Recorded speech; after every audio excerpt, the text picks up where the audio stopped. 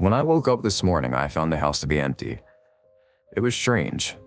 I seriously doubt that my family would leave for my aunt's house without me on Christmas morning.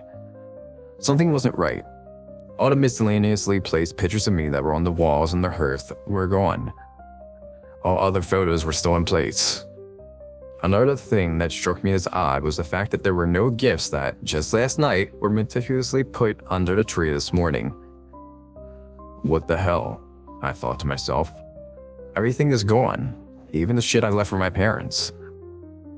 Just then I heard a low, guttural growl that made me practically jump out of my skin. I quickly turned from my head to see my dog baring his teeth. In a semi-defensive position, she stared at me with a terrified look in her eyes as she growled. I took a step toward her and she ran into the other room as fast as she could. She did leave a nice piss stain in the carpet though. Shit, I muttered under my breath. Something definitely isn't right. I walked through the house and everything was a mess. Tables and chairs were turned over and lamps were smashed. It looked as if a tornado went through the place. I felt like shit. I guess a good analogy would be I felt as the house looked. I felt as if a cement truck had just punched me right in the gut.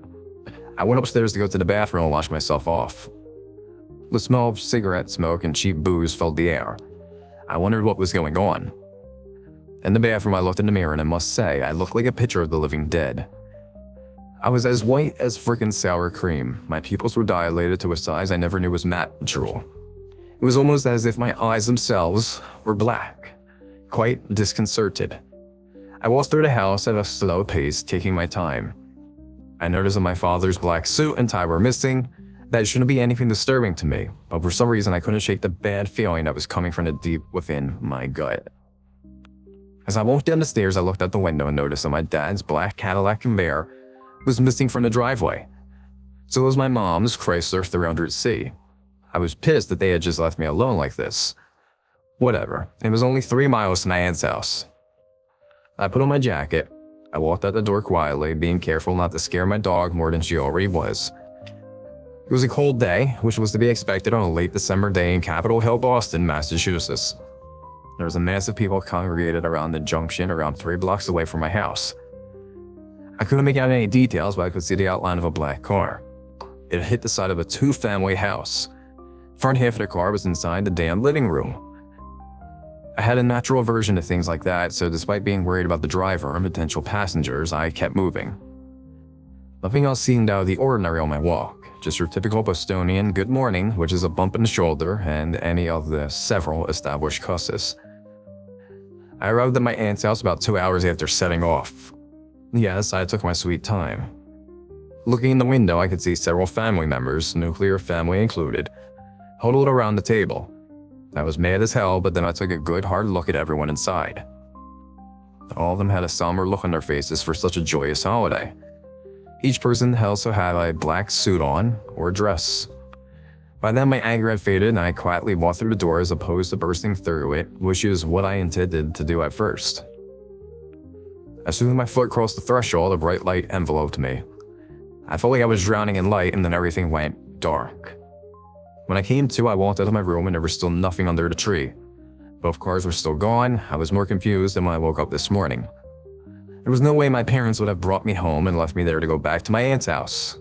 I decided to go back. Once again, I put my jacket on and left the house. I remembered that about 3 blocks away there was an accident, and I figured I wouldn't be a pussy this time and check it out. The crowd was gone and there were only 2 squad cars. One was on the corner and the other right next to the crashed car. I walked right up to the car and was disturbed by the fact that the cop, eating a donut and reading the Boston Globe, did not take notice of my presence despite the fact that I walked right by them. I dreaded looking inside the car and I hesitated for a few minutes. I wasn't going to let myself just walk away, even though I felt like I was going to throw up. I bent over and was horrified to see a bloodied pulp of a man that looked just like me pinned into his seat by the dashboard. Blood continued to roll down his forehead. His hand still clutched to the steering wheel, white-knuckled, and a look of horror was still spread across his face. Rigor mortis is a beautiful thing. In the distance, I saw an ambulance cruising towards the car with lights flashing and the speakers occasionally lending out a beep or two. In a state of disbelief, I rushed around to the back of the car, only to be greeted by the Cadillac insignia. I rushed to the squad car and started yelling at the cop, hoping to get a response. None came. I ran to a nearby driveway and picked up pebbles and started throwing them at the cop's window. He suddenly sat up alert and he turned his head in my direction. With a quizzical look on his face, he turned his head away as if he didn't see me and went back to his donuts in the morning paper. I ran as fast as I could, but I only got a few feet away when I tripped on something. As I hit the ground and lay there as a bright white light, exactly like the one from before, came over me again. It all came back to me in a flash. Pulling out of the driveway, running through the red light, worried that I would be late, getting T-boned by the damn Kia, shielding my face with my hands from the shattered glass, trying desperately to gain control of the car again, going through the wall of the two family, being pinned to my seat by the dashboard, and finally choking on my own blood as it welled up in my lungs. When I woke up this afternoon, I found the house to be empty. It was strange. I seriously doubted my family would leave me asleep while they went to my aunt's house on Christmas Day. Something wasn't right. All the miscellaneously placed pictures of me were off the walls and half were gone. All the photos were still in place. Another thing that struck me as odd was the fact there were no gifts that, just last night, were meticulously placed under the tree this morning.